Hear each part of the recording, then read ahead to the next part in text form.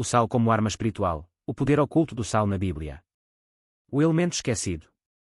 O ar estava pesado naquela noite em Jerusalém.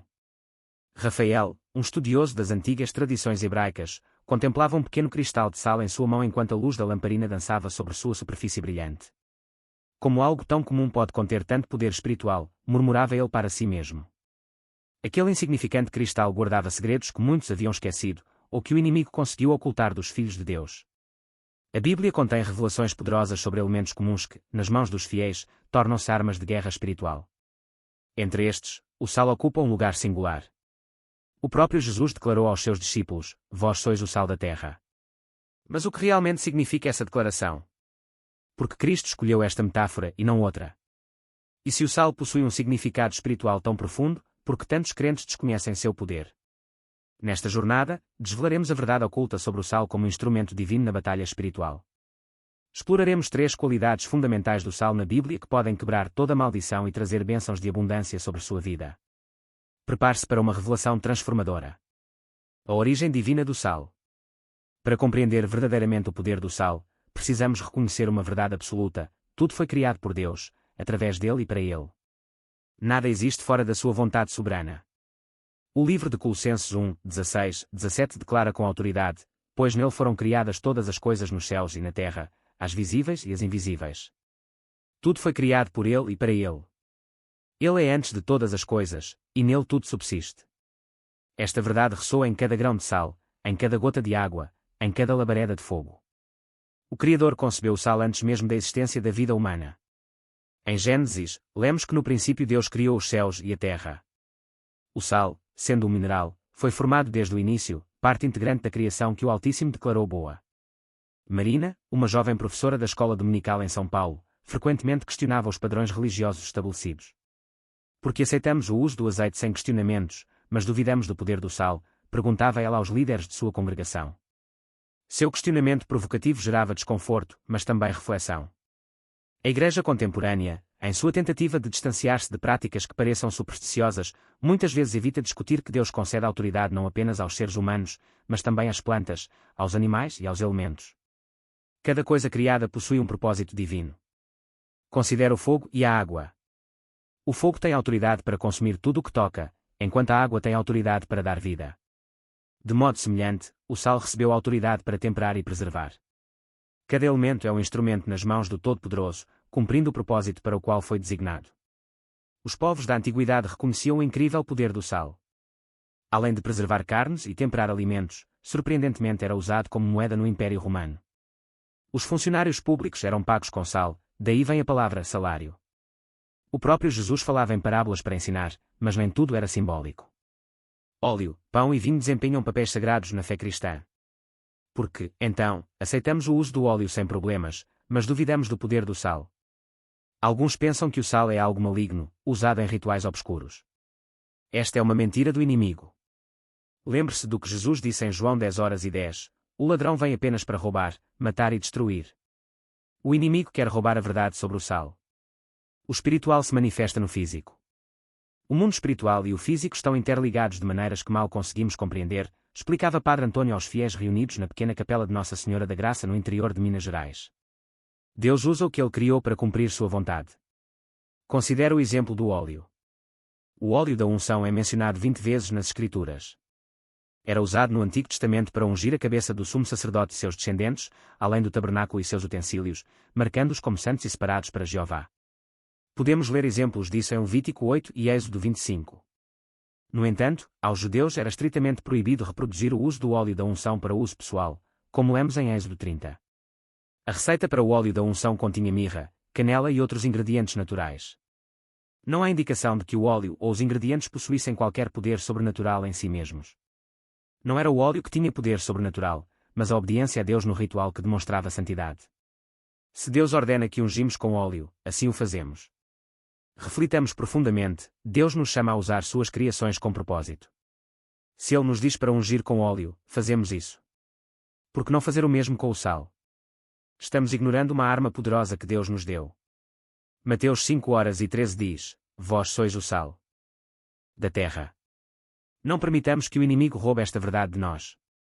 Apenas 4 passagens no Novo Testamento mencionam a unção com óleo. Em Lucas 7, Maria unge os pés de Jesus em adoração. Em Tiago 5, os anciãos da igreja ungem os enfermos para curá-los.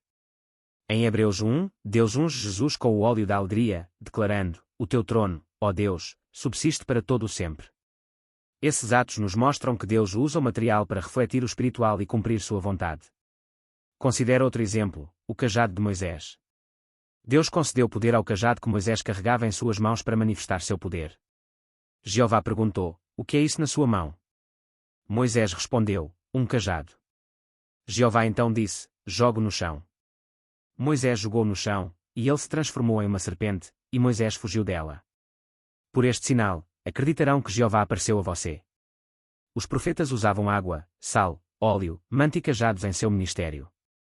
Eles não adoravam estes objetos, mas os usavam como ferramentas em atos proféticos. Eles entendiam que o uso cotidiano destes elementos podia transformá-los em meros rituais religiosos. O usurpador dos dons divinos. Tudo o que discutimos até agora é baseado na Bíblia. Nada foi alterado, é simplesmente a palavra de Deus.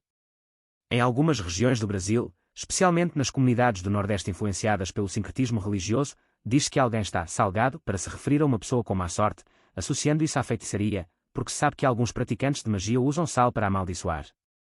Negar essas práticas seria ignorar a realidade do mal no mundo. Pessoas malignas e perversas existem. Não existe magia branca que venha de Deus. Todo ato que não é guiado pelo Espírito Santo e pela Bíblia é feitiçaria. O inimigo, como usurpador, imita e corrompe o que Deus cria, tentando usar as armas de Deus para seu benefício. Satanás ofereceu a Jesus os reinos do mundo, uma autoridade roubada do homem. Mateus 4 registra como o tentador ofereceu a Jesus os reinos do mundo, embora estes tenham sido dados ao homem por Deus. Novamente, levou a um monte muito alto, mostrou-lhe todos os reinos do mundo e seu esplendor, e disse: tudo isto lhe darei, se você se prostrar e me adorar. O homem, por meio de sua desobediência, foi despojado dessa autoridade, permitindo que Satanás usurpasse os reinos do mundo. Reflitamos profundamente, estamos cientes de como o inimigo tenta corromper o sagrado. Usamos as ferramentas que Deus nos deu com reverência e propósito. Lembremos sempre que o material pode ser um reflexo do espiritual, e nosso dever é usar estas ferramentas com fé e obediência a Deus, como é dito em Efésios 6:12, pois a nossa luta não é contra seres humanos, mas contra os poderes, contra as autoridades, contra os dominadores deste mundo de trevas, contra as forças espirituais do mal nas regiões celestiais. O sal na Bíblia: purificação, aliança e maldição. A Bíblia sugere que Deus e seus profetas foram os primeiros a usar o sal após a criação desse mineral. A história de Sodoma e Gomorra, relatada em Gênesis 19, é bem conhecida. Ló, buscando prazeres mundanos sem a orientação de Deus, escolheu viver nessas cidades depravadas. A depravação sexual e o pecado alcançaram o céu. Deus puniu a esposa de Ló por sua desobediência, transformando-a em uma estátua de sal. Aqui, o sal foi usado para punir o pecado da desobediência. Não foi Satanás, mas Deus quem usou este mineral para exercer sua justiça. Em Levítico 2:13, está escrito: temperarás com sal toda a oferta de manjares, e não deixarás faltar o sal da aliança do teu Deus sobre a tua oferta de manjares, com todas as tuas ofertas oferecerás sal. Aqui, Deus ordena ao homem que espalhe sal em cada oferta. Toda oferta significa que não há exceções, e não deixarás faltar enfatiza a perpetuidade desta prática para os israelitas. Salgar as ofertas era obrigatório para purificar as impurezas. Esta passagem revela outra qualidade do sal, a purificação. Em 2 Crônicas 13:05, está escrito: porventura não sabeis que o Senhor, o Deus de Israel, deu para sempre o reino sobre Israel a Davi e a seus filhos, por uma aliança de sal. Deus estabelece alianças com o homem utilizando ferramentas simples e naturais, como o sal. Este versículo mostra outra qualidade do sal, a aliança perpétua. Vimos 3 atributos principais do sal no reino espiritual: purificar, estabelecer alianças e amaldiçoar. Estas qualidades revelam a profundidade e o propósito divino no uso deste mineral. Agora, reflitamos um pouco, porque os praticantes de magia usam sal para feitiçaria. Eles usam precisamente este elemento porque estão cientes do atributo espiritual que o sal representa, cientes de que é um mineral criado pelo Deus Todo-Poderoso que transcende tanto o mundo material quanto o espiritual, e que lhe foram dadas estas 3 autoridades específicas e que, se usado contra ele, poderia causar danos significativos. O inimigo tentou fazer os cristãos e o mundo inteiro acreditarem que o sal é um instrumento do mal, usado apenas por feiticeiros. Mas hoje você entenderá que o sal não é apenas uma ferramenta enferrujada usada apenas no Antigo Testamento e esquecida hoje. Você saberá que a aliança de sal é eterna, e se os cristãos pararam de usá-la, é porque foram astutamente enganados. Hoje é o dia em que você diz basta aos enganos. Hoje é o dia da verdade. Glória a Deus. O sal e a maldição. No início deste estudo, vimos que a esposa de Ló foi transformada em uma estátua de sal. Isso está intimamente relacionado a Sodoma e Gomorra. Em Deuteronômio 29, 23, menciona-se: e vendo as pragas desta terra, e as doenças que o Senhor lhe enviou, e toda a sua terra abrasada com enxofre e sal, de sorte que não será semeada, e nada produzirá, nem nela crescerá erva alguma, assim como foi a destruição de Sodoma e de Gomorra, de Admá e de Zeboim, que o Senhor destruiu na sua ira e no seu furor. Enxofre e sal são símbolos de maldição sobre a terra, impedindo que qualquer erva cresça. O sal, junto com o enxofre, destrói. Agora, entenda por que os feiticeiros usam sal. O que originalmente era para a justiça, hoje é usado contra os filhos de Deus. Não porque o sal seja mau, mas porque abandonamos os atos proféticos e os instrumentos que nos foram dados. O sal é nossa herança. Se você é um filho genuíno de Deus, não deve temer o feiticeiro que usa sal contra seu lar, trabalho ou negócio. Você tem a autoridade para desfazer qualquer feitiçaria e revogar maldições. Sofonias 2:9 diz: portanto, tão certo como eu vivo, diz o Senhor dos Exércitos, o Deus de Israel, Moabe será como Sodoma, e os filhos de Amon como Gomorra, um campo de ortigas e poços de sal, e perpetuamente desolados, o restante do meu povo os saqueará, e o remanescente da minha nação os possuirá. O sal se relaciona com Sodoma e Gomorra, Moabe e Amon. Moabe e Amon são filhos do incesto entre Ló e suas filhas, nascidos após a destruição de Sodoma e Gomorra. Este ato de depravação produziu dois povos perversos que continuamente guerreavam contra Israel. A perversão sexual traz maldições sobre gerações. Muitos não entendem porque suas famílias enfrentam problemas, casamentos fracassados ou abuso. A raiz pode estar nos atos imorais dos antepassados.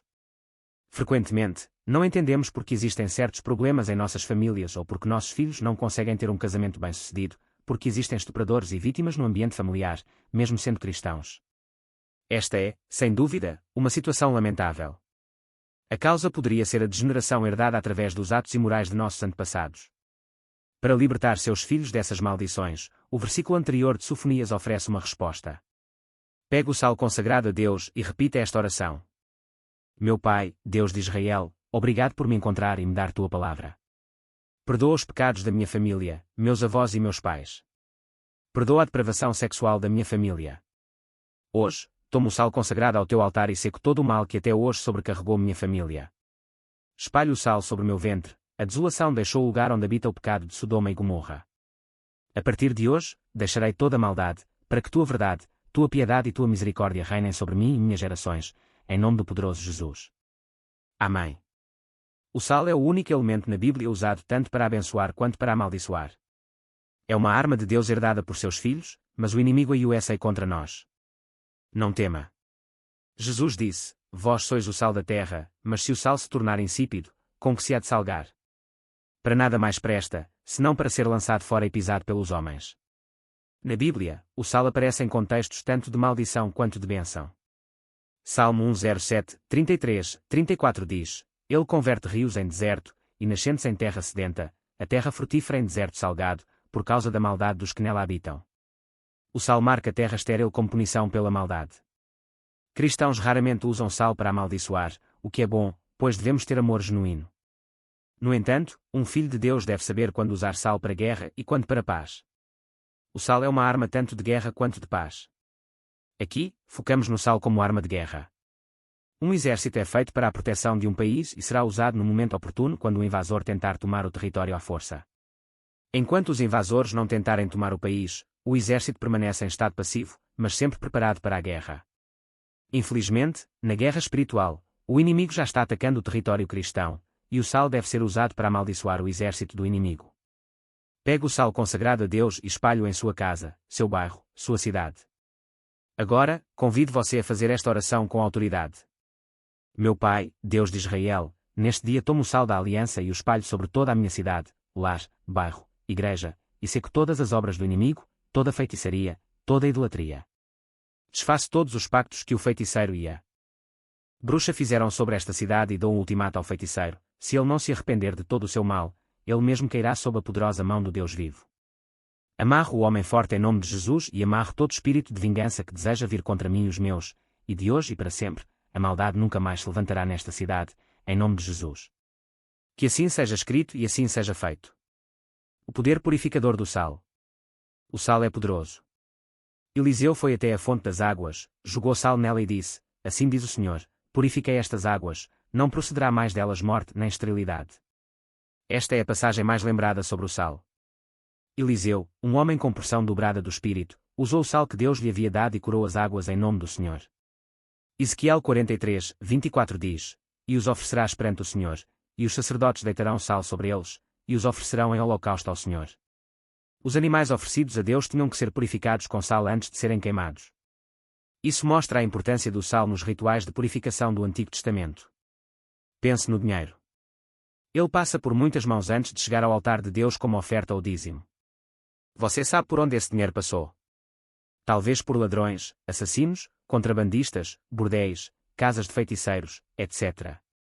O sal consagrado a Deus é uma arma de purificação capaz de purificar o dinheiro que você traz ao altar. Regra de ouro para consagrar o sal. Se você deseja consagrar sal para Deus, tome-o com reverência e respeito. Se você compra sal para consagrar, compre um pacote inteiro e dedique 100% ao serviço de Deus. Não use este sal para mais nada. Use-o única e exclusivamente para honrar a Deus. Você não pode usar um pouco para Deus e outro pouco para cozinhar.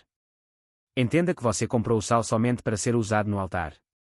Assim como você dedica o sal comprado somente para Deus, também deve ser o recipiente que você usa. Não procure uma garrafa velha em casa. Compre um novo recipiente e dedique-o especialmente para honrar a Deus. Esta mesma regra deve ser aplicada com o óleo. Muitas igrejas, ao receber dízimos e ofertas, borrifam sal sobre eles e oram a Deus para que sejam purificados de toda impureza, como explicado em Levítico 2. E embora nem todas as igrejas pratiquem este ato profético, há pessoas que entendem que o trabalho de suas mãos deve ser puro. Portanto, antes de dar seu dízimo, elas o purificam em casa usando o sal que foi consagrado para esta tarefa. A Aliança do Sal. Como declarado em Números 18 horas e 19, todas as ofertas alçadas das coisas santas, que os filhos de Israel oferecerem ao Senhor, tenho dado a ti, e a teus filhos e a tuas filhas contigo, por estatuto perpétuo, é uma aliança de sal perpétua perante o Senhor, para ti e para a tua descendência contigo. Estamos lendo a mesma Bíblia. Aqui diz uma aliança perpétua de sal. A aliança do sal permanece válida hoje e continuará para aqueles que honram a Deus. E você pode dizer, mas isso era para os israelitas. Bem, eu lhe digo que você é um ramo enxertado sob o mesmo Pai que dá àqueles que o buscam. Nas Sagradas Escrituras, o sal, por suas qualidades como conservante, simboliza durabilidade e lealdade, o eterno, e é usado como sinal da aliança. A essência de uma aliança é que ela seja perpétua e, portanto, o sal é um símbolo adequado para isso. No Oriente, porque o sal evitava a deterioração, tornou-se um símbolo da estabilidade e permanência da amizade. De acordo com costumes antigos, um vínculo de amizade era estabelecido ao comer sal. Tomar sal e colocá-lo em uma refeição compartilhada entre duas pessoas é uma garantia de amizade duradoura, uma promessa de fidelidade perpétua, garantindo a solidariedade contínua das partes envolvidas. Duas pessoas que compartilhavam uma refeição temperada com sal se comprometiam a não trair ou prejudicar uma à outra. Dizia-se que sempre que alguém comia uma refeição com o sal de um homem, tornavam-se amigos para toda a vida. O Eterno queria que cada sacrifício fosse um lembrete do relacionamento com ele. Quando as alianças eram feitas, as partes frequentemente comiam juntas, incluindo sal, o que denotava lealdade e fidelidade perpétuas à aliança celebrada. Portanto, entendia-se que uma aliança de sal deveria ser cumprida sem falhas. Números 18 menciona que o não cumprimento ou traição da aliança de sal era frequentemente punível com a morte. A aliança de sal no Oriente. Em certa ocasião, um historiador americano estava pesquisando em uma cidade no Oriente Médio e, sem perceber, a noite caiu sobre ele. Sabendo quão perigosas eram aquelas estradas à noite, ele decidiu se aproximar de uma das tendas ao longo do caminho. É provável que esta tenda que ele encontrou pertencesse a pessoas que roubavam viajantes que se perdiam, mas ele não se importou. A noite estava fria e o perigo espreitava. O americano, aproximando-se da tenda, falou com o dono, dizendo-lhe que a cidade para onde ele estava indo ainda estava longe e que era muito perigoso. Continuar na estrada à noite, pois ele poderia se perder ou pior. O homem da tenda lhe disse: Você não sabe que sou um ladrão. Como sabe que não vou matá-lo e roubá-lo do que carrega? Sim, sei que você é um ladrão, disse o viajante, mas farei uma aliança de sal com você. Então o ladrão respondeu: Entre, abençoado do Senhor, e sente-se. O ladrão colocou o pão na mesa e temperou com sal, e ambos comeram. Na manhã seguinte, o americano se levantou e o ladrão estava vigilante na tenda, cuidando dos pertences de seu hóspede. O ladrão contou os pertences do viajante e devolveu todos gentilmente. O americano entrou em seu veículo e continuou sua jornada, escoltado pelo ladrão, que o acompanhou e protegeu todo o caminho até a cidade de destino. O ladrão sabia que fazer uma aliança com sal com um homem é um serviço a Deus, e ele a honrará até o dia de sua morte. A aliança do sal no Oriente ainda é válida hoje e é um acordo mútuo válido até o fim dos dias, mesmo após a morte de um dos aliançados. A aliança do sal em negócios. Um comerciante vai ao campo para comprar 100 ovelhas, mas ao chegar, percebe que o pastor tinha 300 ovelhas e queria vendê-las todas. O comerciante percebe que não tem dinheiro suficiente para comprá-las todas. Então o pastor lhe diz: vamos fazer uma aliança de sal com a promessa de que lhe darei as 300 ovelhas e você, dentro de 60 dias, me pagará pelas 200 restantes. Ambos concordam e comem uma refeição temperada com sal. O comerciante leva as 300 ovelhas. 30 dias depois, o comerciante morre, mas seu filho estava ciente da aliança que seu pai tinha com o pastor. Aos 60 dias, o filho do comerciante honra a aliança que seu pai fez com o pastor e paga o restante do dinheiro devido. Quero que você entenda isso claramente: a aliança do sal é um compromisso mútuo entre Deus e o homem, uma relação equilibrada. Você não pode dizer ao Senhor que está fazendo uma aliança com Ele e depois viver como quiser. Deus honra aqueles que o honram. Sua promessa é que Ele será seu filho e você, seu pai. No entanto, deve-se lembrar dos mandamentos de seu Deus. O Vale do Sal e a batalha pela bênção. Êxodo 20 fala do Vale do Sal, onde a vitória pertence àqueles que lutam por sua bênção. De acordo com 2 Samuel 8:13, Davi se tornou famoso quando retornou de derrotar 18.000 arameus no Vale do Sal. Ele mesmo matou 10.000 no mesmo vale, e assim a batalha continuou, chamando-o pelo nome que conserva até hoje, lutando. Amazias reuniu seu povo e foi ao Vale do Sal, onde matou 10.000 homens de Seir. O Vale do Sal é onde os israelitas derrotaram seus inimigos em 2 ocasiões, sendo a primeira a vitória de Davi sobre os 18.000 arameus.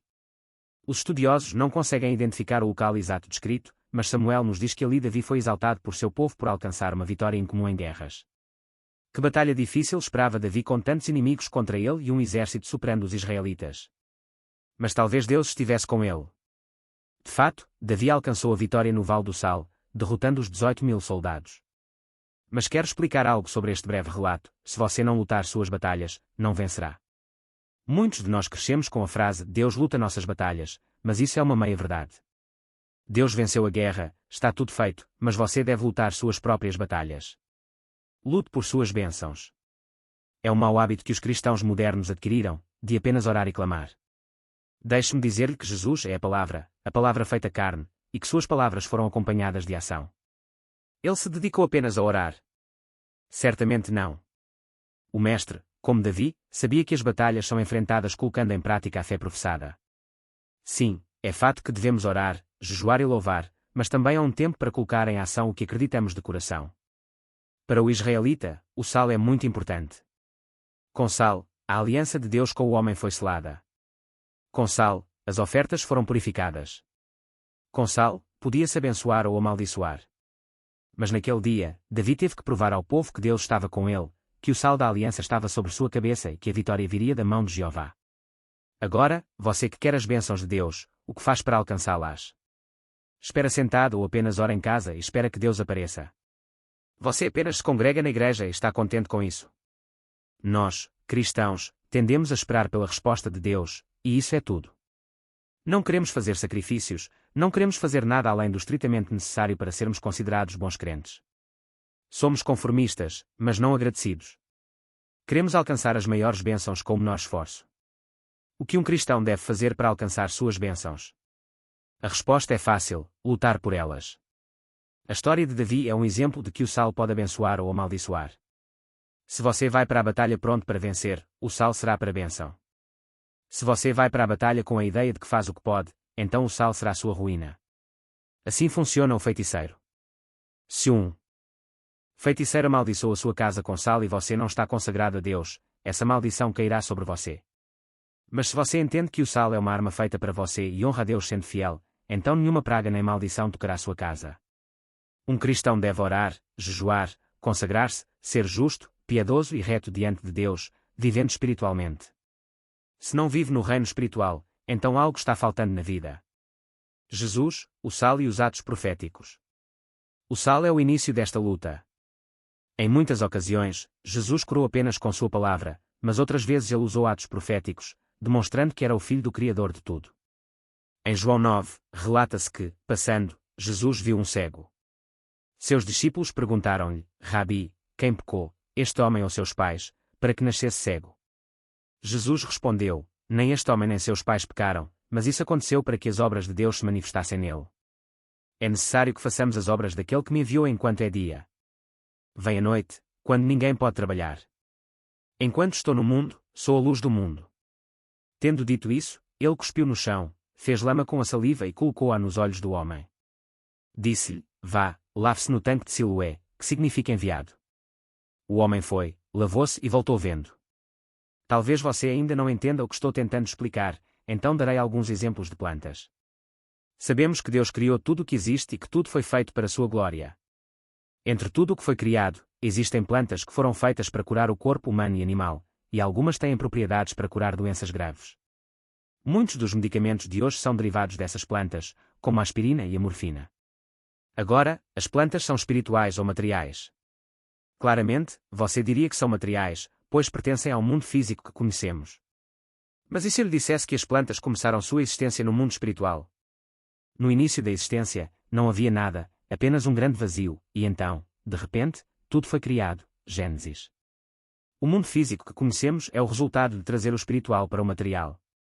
Primeiro existiu no pensamento de Deus e depois foi formado no mundo mortal. Nas palavras de Jeremias 1:05, antes de formá-lo no ventre, eu o conheci, e antes de você nascer, eu o consagrei. Jesus é espírito feito carne. Quando transferimos o espiritual para o mundo material, é aí que ocorrem milagres. O sal é apenas sal até que se una com o espiritual, e no espiritual é aliança, purificação, bênção. Jesus mesmo uniu o espiritual com o físico. Tendo dito isso, ele cuspiu no chão, fez lama com a saliva e a aplicou nos olhos do cego. A terra é apenas terra, é claro, mas do pó da terra o homem foi criado. A saliva é apenas saliva, mas também é água, e a água foi criada para dar vida. Jesus reconhece isso e, através de sua autoridade, une o espiritual com o material para provocar o milagre.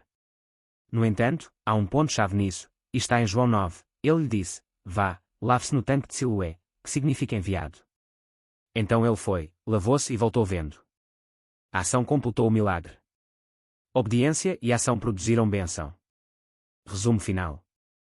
O sal tem sido usado como uma ferramenta de guerra desde os tempos do Antigo Testamento, representando a aliança entre Deus e Davi. Foi usado para purificar ofertas e condenar lugares marcados pelo pecado. Simbolicamente, o sal representa o eterno. É usado para purificar, amaldiçoar e estabelecer alianças. Seu manuseio deve ser meticuloso e puro desde a compra, dedicando e usando utensílios novos reservados apenas para este propósito. Ao empregar o sal, o crente deve ser dedicado a Deus e viver como um verdadeiro filho da fé. O sal é usado em áreas afetadas por maldições de feiticeiros, pecado e maldade humana, em lugares onde espíritos malignos se recusam a sair, orando e intercedendo durante o ato e restringindo qualquer espírito de vingança. Além disso, o sal é aplicado para eliminar maldições de corrupção passadas de geração em geração, aplicando-o sobre o ventre e renunciando a quaisquer laços ancestrais. Também deve ser espalhado sobre os dízimos e ofertas apresentados no altar, orando por sua purificação. Na casa e nos lugares consagrados, o sal é espalhado para afirmar que estão protegidos pela graça divina e que nenhuma entidade maligna ou feitiço tem poder sobre eles. Nas culturas orientais, o sal simboliza um compromisso mútuo de não traição ou dano, estabelecendo um vínculo de confiança e lealdade eterna. No entanto, o sal não terá efeito sem fé e compromisso com Deus. Advertência final. Você já ouviu falar da serpente de bronze que Deus ordenou a Moisés que fizesse em Números 21? Depois de deixar o Monte Hor, no caminho para o Mar Vermelho para contornar a terra de Edom, o povo ficou desanimado e falou contra Deus e Moisés. Porque vocês nos tiraram do Egito para morrermos no deserto. Não há pão nem água, e detestamos esta comida miserável. Então Jeová enviou serpentes ardentes entre o povo, e elas morderam o povo, muitos israelitas morreram. O povo veio a Moisés e disse: Pecamos quando falamos contra Jeová e contra você. Ora Jeová para que ele tire as serpentes. Moisés orou pelo povo, e Jeová disse-lhe: Faça uma serpente ardente e coloque-a em um poste, qualquer um que for mordido pode olhar para ela e viver. Moisés fez uma serpente de bronze e a colocou em um poste. Sempre que alguém era mordido e olhava para a serpente de bronze, vivia. Deus foi misericordioso com seu povo, fornecendo um instrumento visível para que os israelitas pudessem olhar para ele e serem salvos do veneno. Mas a história não termina aí. O povo de Deus mais tarde se corrompeu novamente. Em 2 Reis 18:04, o rei removeu os lugares altos, quebrou as colunas sagradas, cortou os postes de Azerá e despedaçou a serpente de bronze que Moisés havia feito, porque até aquele tempo os israelitas tinham queimado incenso para ela e a tinham chamado de Neustã. O rei Ezequias destruiu a serpente porque o povo de Israel esqueceu que o milagre veio de Deus e não de uma estátua. O mesmo é verdade com o sal. Deve ser um instrumento a serviço dos filhos de Deus, não reverenciado ou usado frivolamente. O sal é um meio para manifestar a autoridade de Deus. Seja correto, seja um servo fiel e não cometa o mesmo erro que os israelitas. Use as ferramentas de Deus corretamente e você sempre terá o favor de seu Pai Celestial. Seja abençoado. Chamado à ação. Não viva em lamentações, luto ou autopiedade. Você é um guerreiro em tempos de guerra, e o único objetivo é avançar. Não há como voltar atrás. Um cristão nunca retrocede. Um cristão é fiel ao seu Deus nos bons e maus momentos. A fé nunca deve diminuir. Se você é cristão, viva sobrenaturalmente. Se o poder espiritual do sal na Bíblia o surpreendeu, deixe sua opinião nos comentários, sempre respeitando as opiniões dos outros. Espero que tenha gostado deste vídeo. Se este conteúdo foi valioso para você, peço que me apoie com sua inscrição no canal Histórias da Bíblia, para não perder nenhum de nossos próximos vídeos. Compartilhe este vídeo com familiares e amigos, dê um like e deixe sua opinião nos comentários. Isso ajuda o vídeo a alcançar mais pessoas. Juntos, podemos iluminar mais mentes e expandir nosso entendimento. Obrigado por estar aqui e que Deus o abençoe.